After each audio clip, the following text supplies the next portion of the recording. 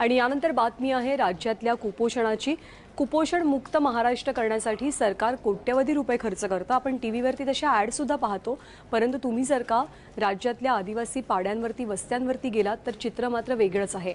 पालघर जिल्ह्यामध्ये या कुपोषणामुळे एक नाही दोन नाही तर तब्बल 600 बालकांचा जीव गेलेला आहे आणि सरकार मात्र या सगळ्याकडे लक्ष न देता सारवासारव करण्यातच मग्न आहे।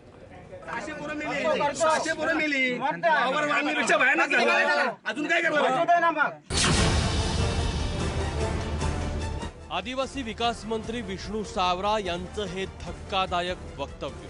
मोखाडा तालुक्यात कुपोषणामुळे सागर वाघ या चिमुकल्याचा जीव गेला।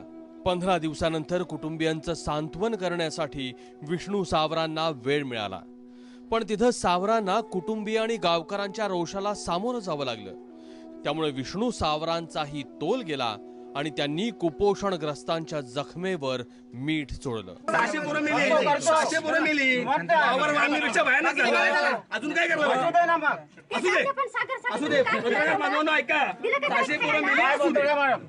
असू दे, त्याच्यावरती उपाययोजनाच करतो आम्ही। कोण करतो? काय करतो? आम्ही करतो, सरकार म्हणून करतो।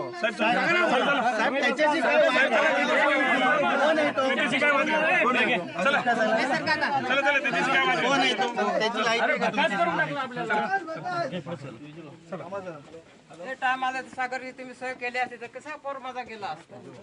आजपासून गाड्या घेऊन या नको इकडं। पोर गेला निघून तुमच्या काय पेपरला वाचत आणि येता माझ्या दारात।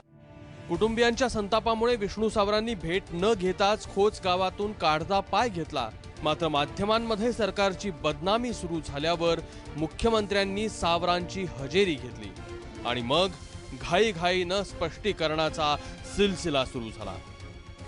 जबाबदारीने आम्ही वागलं पाहिजे। इथे ज्या काही अडचणी असतील त्या दूर केल्या पाहिजेत। इथे बालमृत्यू होतात ते बंद झाले पाहिजेत, अशा प्रकारचं त्या ठिकाणी माझं बोलणं झालं। त्यांच्याशी त्या बाईंशी बोललो, ज्या बाईचा बाळ मृत्युमुखी पडलं होतं तिच्या सासूंशी बोललो। अटकाव करण्याचा प्रयत्न केला या पॉलिटिकल राजकीय या भाग घेऊन आणि श्रमजीवीच्या संघटनेच्या लोकांनी केला। 21 तारखेला जवार मोखाड्याला मी स्वतः जाणार आहे। 20 तारखेला 7ही जेवढे जिल्हे आदिवासी आहेत त्या जिल्ह्याचे कलेक्टर, तिथले सिव्हिल सर्जन, तिथले सीईओज यांना बोलून त्याच्या संदर्भातली डिटेल मीटिंग घेऊन काही अधिकार तिथे कलेक्टर सीईओच्या लेवलवर देऊन अशा ठिकाणी मेडिकेशन प्लस न्यूट्रिशन या दोन्हीची एक ड्राईव्ह घेण्याची आवश्यकता आहे। त्याच्याबद्दलचं आमचं प्लॅनिंग झालेलं आहे। कुपोषण मिटवण्यासाठी प्रयत्न सुरू आहेत असा दावा मंत्री करत असले तरी पालघर जिल्ह्यातलं वास्तव मात्र भीषण आहे। पालघर जिल्ह्यात यंदा 7320 बालकं कुपोषणग्रस्त झाली आहेत। 600 बालकांचा कुपोषण आणि अन्य कारणामुळे मृत्यू झालाय। मोखाडा तालुक्यात तीव्र, अतितीव्र कुपोषित अशी 602 बालकं मृत्यूशी झुंज देत आहेत, तर आतापर्यंत 13 बालकांचा मोखाड्यात मृत्यू झालाय। सरकारनं मात्र आकडेवारीचा खेळ केलाय आणि आमच्यापेक्षा आघाडीच्या काळात जास्त मृत्यू झाल्याचा दावा त्यांनी मांडलाय। 2013 ते 2014 या वर्षात 512 बालकांचा मृत्यू, 2014 ते 2015 या वर्षात 485 बालकांचा मृत्यू, 2015 ते 2016 या वर्षात 457 बालकांचा मृत्यू झाला, तर जुलै 2016 पर्यंत 126 बालकं दगावली। तर डॉक्टर APJ अब्दुल कलामची आम्ही योजना आणलेली आहे। ही त्याच्यासाठीच आणलेली आहे। महिला गरोदर माता आहेत, स्तनदा माता आहेत, या स्तनदा मातांना चांगलं सकस अन्न द्यावयासाठी योजना चालू केलेली आहे।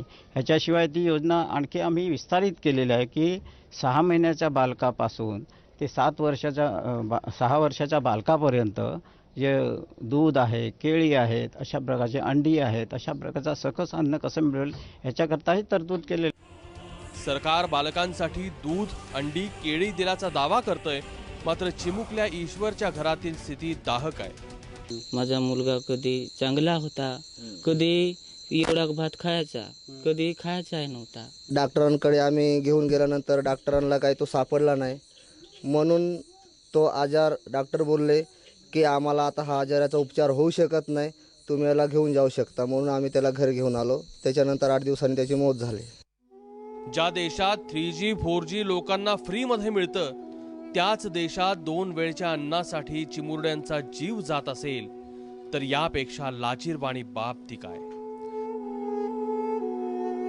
रश्मी पुराणिकसह प्रभाकर कुडाळकर, ABP माझा, पालघर.